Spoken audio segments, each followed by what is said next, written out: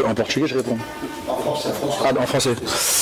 Bonsoir à tous. Dans un premier temps, on savait avant le match qu'on allait jouer contre une grande équipe du Portugal, avec de grands joueurs. On savait que ça allait être compliqué. Voilà, même si je pense que c'est vrai que sur les 3 buts, je pense qu'on peut éviter les buts. Voilà, maintenant le Portugal est une grande équipe, c'est l'équipe championne d'Europe. Voilà, c'est sûr que c'est toujours déplaisant de perdre un match, mais voilà, faut qu'on apprenne de nos erreurs, grandir le plus rapidement possible, puisqu'on a des échéances importantes à l'avenir. Et pour répondre à la deuxième question, je pense que le Portugal a de grandes chances de remporter son mondial. Elle fait partie des grandes équipes, des équipes favorites. Maintenant, voilà, dans un mondial, tout peut se passer. Parfois, il y a des surprises. Mais je pense que le Portugal, avec les grands joueurs et la grande équipe qu'ils ont, peut atteindre l'objectif de gagner la Coupe du Monde. Bonsoir, monsieur. Monsieur, dame. De toutes les manières, on a quand même joué contre une grande équipe du Portugal. Elle nous a causé beaucoup de problèmes sur le terrain, c'est tout à fait normal. Nous avons joué contre une équipe championne d'Europe, qualifiée au mondial. Et nos joueurs, ils ont donné le meilleur d'eux-mêmes sur le terrain, malgré le ramadan, malgré les difficultés que nous avons quand même connues sur le terrain. Tous les joueurs se sont donnés à fond. Et bien sûr, il n'y a pas photo, la différence, on l'a voyé sur le terrain. Le Portugal, qui constitue une très très bonne équipe avec de très très bons joueurs, à leur tête Cristiano Ronaldo. Et je pense que c'est une défaite pour nous. Nous avons perdu avec honneur. Et c'est ça le football. Aujourd'hui on gagne, demain on perd. Il y a des grandes équipes qui sont en train de préparer le mondial. Et ils perdent aussi, à l'image de l'équipe d'Égypte qui perd aussi 3-0 contre la Belgique, alors que la Belgique est déjà qualifiée pour le mondial. C'est des choses qui arrivent. En tous les cas, nous, on est en train de se préparer cette équipe. Et voilà, notre objectif, ça a toujours été l'Afrique, la phase finale de la Coupe d'Afrique. Et voilà, aujourd'hui, nous avons joué avec honneur avec une grande équipe du Portugal. Et voilà, c'est un bon test pour les joueurs. Saïd.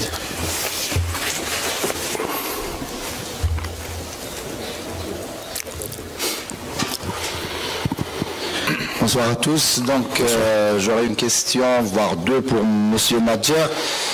Déjà, pour ce match, vous avez modifié votre dispositif tactique par rapport au précédent match face au Cap-Vert. Vous avez joué en 4-1 avec une sentinelle, mais malgré cela, vous avez voulu, disons, donner plus d'assurance à la défense, mais on a vu que la défense était complètement hors jeu aujourd'hui. On a encaissé 3 buts. On sentait que la défense n'était pas homogène, les défenseurs n'étaient pas sur la même longueur d'onde. On a vu un déséquilibre peut-être aussi par rapport au jeu, puisque l'équipe jouait très bas. On a vu Yassine Brahimi et Eliad Mahrez demander souvent à l'équipe de monter. Est-ce que, justement, quelles ont été vos consignes? Est-ce que vous avez parlé aux joueurs pour monter justement ce bloc et éviter qu'on encaisse, plutôt qu'on subisse le jeu de l'adversaire? Et deuxième question, évidemment, je vais parler de votre avenir parce que une nouvelle défaite, ça parle beaucoup en Algérie. Est-ce que c'est une défaite qui peut vous pousser à songer à une démission, surtout quand on revoit la conférence de presse d'avant-match que vous avez tenue, ou bien vous êtes déterminé à continuer votre travail malgré, disons, les critiques? Merci. Mais écoutez, je vais vous répondre à cette question. D'abord, c'est pas le sujet. C'est pas le sujet. On parle d'un match que nous avons perdu et on parle tactiquement. Si l'équipe a bien joué, la défense, il y a eu des erreurs, il y a des choses bonnes, il y a des choses moins bonnes. C'est tout à fait normal. Cette équipe, elle est en pleine construction. Et nous jouons contre une grande équipe. Maintenant, je vous dis franchement, les gars, maintenant je me mets à la place de mes prédécesseurs dans le passé qui refusaient de jouer des matchs amicaux. C'est à cause de ça. Nous, on n'a pas refusé de jouer. On a joué contre des grandes équipes parce que cette équipe nationale, elle est en pleine reconstruction. C'est tout à fait normal, il faut avoir le courage aussi. Et nous l'avons fait. Nous avons perdu, nous avons gagné. Aujourd'hui, il n'y a pas de quoi rougir. Nous avons perdu contre les champions d'Europe. À Lisbonne. C'est ça, il faut avoir du courage pour perdre des matchs comme ça. Maintenant, ce que se dit à droite et à gauche, ça ne m'intéresse pas, ça ne vraiment m'intéresse pas. Aujourd'hui, les joueurs se sont donnés à fond, je les remercie, mais il ne faut pas oublier qu'en face, il y avait une très très bonne équipe, champion d'Europe. Je pense que le problème est là. C'est vrai, ça aide que on a fait des erreurs, c'est vrai, on fait des erreurs, c'est tout à fait normal. Si on ne fait pas des erreurs, c'est pas possible. On est en train de revoir cette équipe. Oui. C'est un peu impardonnable quand même. Justement, vous venez de dire à ce niveau-là. Et le niveau-là, c'est le Portugal, c'est une grande équipe. C'est une grande équipe. On n'a pas perdu contre une équipe inférieure à nous. Nous avons joué contre une grande équipe qui est le Portugal. C'est un très très bon test qui restera dans l'histoire du football. Le Portugal a gagné à Lisbonne contre l'équipe nationale d'Algérie, mais n'oubliez pas que cette équipe est en train de se préparer pour un objectif. L'objectif, ce n'est pas l'Europe. L'objectif, c'est l'Afrique. Et cette équipe, elle se prépare pour la phase finale de la Coupe d'Afrique des Nations en 2019. Aujourd'hui, on perd. Demain, on gagne. C'est ça le football, les gars.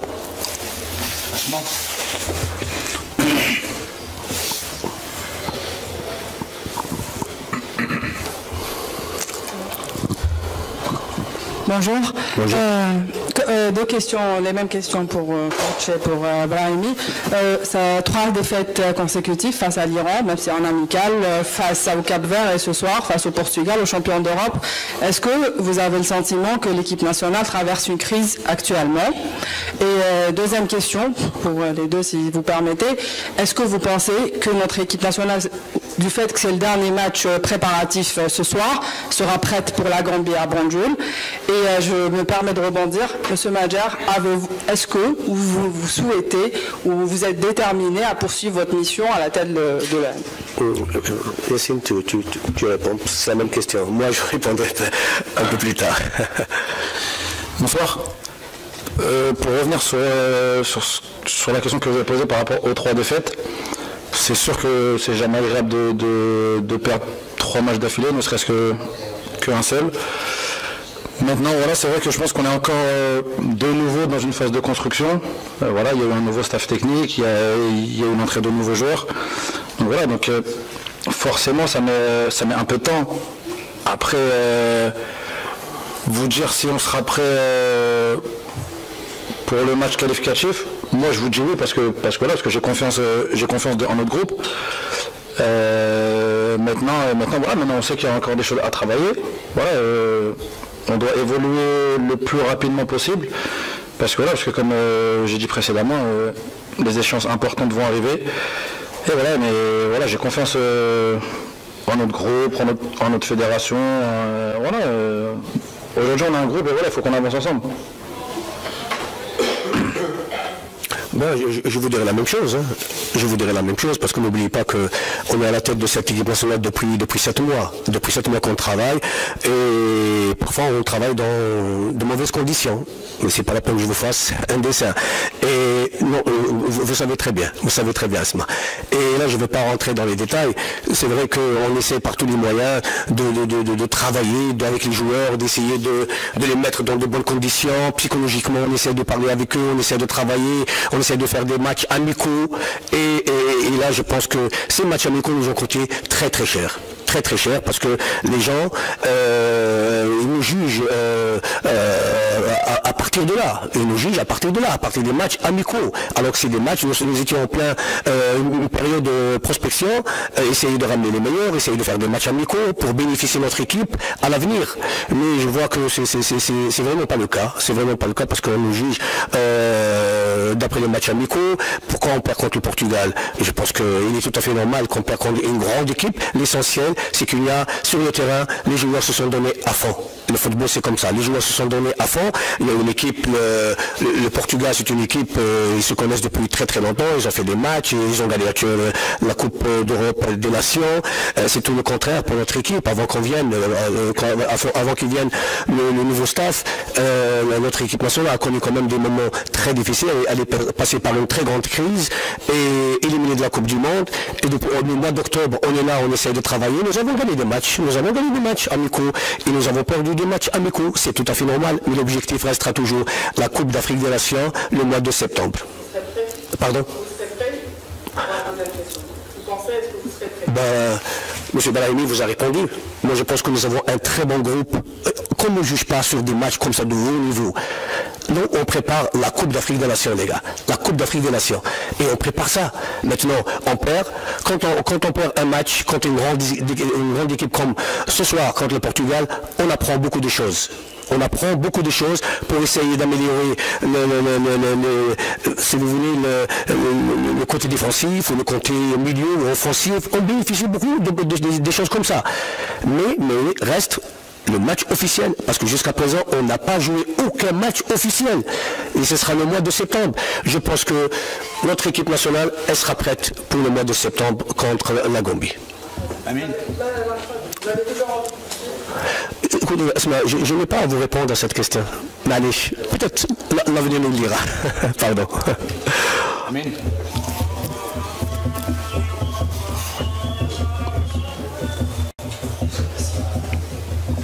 Bonsoir tout le monde.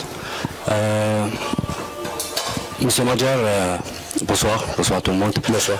Vous avez évité de parler de votre démission, mais comment vous expliquez le contact ou bien les négociations entre Menad et une équipe algérienne, la GSK? Peut-être c'est un signe, c'est la fin de ce staff technique sur la partie technique de l'équipe nationale. Écoutez, avec tout le respect que je vous dois, cette question, il faut la poser à M. Menad, pas à moi. Parce que c'est pas moi qui est intéressé par la GSK. Moi, il m'a rien dit, sincèrement. C'est vrai, peut-être qu'il y a des contacts à droite et à gauche, mais je pense que la question pour Menad, il vous donnera la réponse qu'il faut. Parce que moi, je ne peux pas vous dire ça. Désolé. Est-ce qu'on peut faire des questions encore pour Brahim? Gostaria de perguntar em português ao Brahimi, e aproveitando aqui a possibilidade de falar aqui com a imprensa portuguesa. O Brahimi é uma das figuras do Futebol Clube do Porto, do campeonato português, foi um dos melhores jogadores do campeonato. Como é que está a ver esta pré-época, final de temporada do Futebol Clube do Porto, com a renovação do Sérgio Conceição e as saídas do Dalot, do Marcano e do Ricardo Pereira? Boa noite. Il a posé une question à Brahimi, parce qu'il est le meilleur joueur du Portugal. Il m'interpelle sur le FC Porto, les joueurs du FC Porto, s'il veut répondre. Boa noite a todos. Acho que fizemos uma grande época. Sofremos muito para chegar a nosso objetivo que era de ganhar o campeonato. Claro, como cada fim da época há jogadores que saem do clube, mas eu faço parte deste clube, me falta um ano de contrato e acho que para o Clube de Porto como se diz, uma grande felicidade que Sérgio Conceição renovou, porque acho que ele fez muito bom trabalho durante esta época e acho que pode fazer mais coisas muito boas. E as saídas do Ricardo e do Marcano preocupam e do Dalot? Claramente son jogadores importantes que como Ricardo Pereira y Marcano que han jugado casi todos los juegos de esta temporada y claramente un jugador como Diego Dalot que era el futuro del club, mas bueno, el fútbol es así, cuando tienen oportunidad tienen que a veces decidir. Brahimi, só mais uma questão. Em relação a si, é pretendido na Premier League, também pela Roma, vai continuar no Futebol Clube do Porto, pode prometer aos adeptos, tem mais um ano de contrato, mas já sabe, no futebol pode ser transferido. Mas como já disse, me falta un año de contrato, por el momento estoy en Porto y estoy feliz. Voilà. Vous avez posé 3 questions. Alors une, ça concerne Porto. Il a répondu, Yassine, il a répondu, lui a posé une question sur Porto, son avenir à Porto. Il a parlé d'une belle saison qu'ils ont passée, qu'ils ont souffert pour atteindre cet objectif. Quant à son avenir à Porto, il lui reste encore une saison à jouer. Voilà, Saïd. Saïd Felak, journaliste au buteur, donc j'aurais une question pour Yassine Brahimi. Vous êtes là en sélection depuis quelques années maintenant. Vous avez connu les moments de gloire. On sent actuellement qu'il y a une certaine crise ou mini-crise qui traverse que la sélection traverse. On a vu sur le match d'aujourd'hui que l'équipe se reposait souvent sur vous, sur Riyad, sur les individualités, mais on sent aussi qu'on ne joue pas comme une équipe, comme on l'a été en 2014. Moi, d'après ce que j'ai vu à partir de la tribune, on sent que les joueurs veulent peut-être se mettre plus en évidence et qu'on ne joue pas en équipe. Est-ce que tu es d'accord avec cette analyse? Déjà, si je suis d'accord, non. Non, je suis pas d'accord. Je suis pas d'accord dans un premier temps déjà parce qu'il n'y a aucun joueur dans la sélection qui veut se mettre en valeur ou qui utilise la sélection nationale pour se mettre en valeur. Quand on vient en équipe nationale, c'est pour être ensemble, pour jouer ensemble. Certes, vous avez raison sur le fait qu'on a perdu 3 matchs d'affilée. Bien sûr qu'on a du mal, c'est vrai, à retrouver la fluidité dans notre jeu, à retrouver voilà, les qualités qu'on avait avant. Mais voilà, je pense qu'il y a eu énormément de changements ces 2-3 dernières années. Je pense que comme je vous le dis, moi j'ai confiance aux joueurs avec qui je joue. Et pour moi, on va réussir à rebondir. Pour ça, j'ai aucun doute. Parce que c'est avant d'être de bons joueurs, c'est tous des bonnes personnes. Et donc voilà, donc je pense que l'avenir, de toute façon, nous le dira, parce que dans le foot,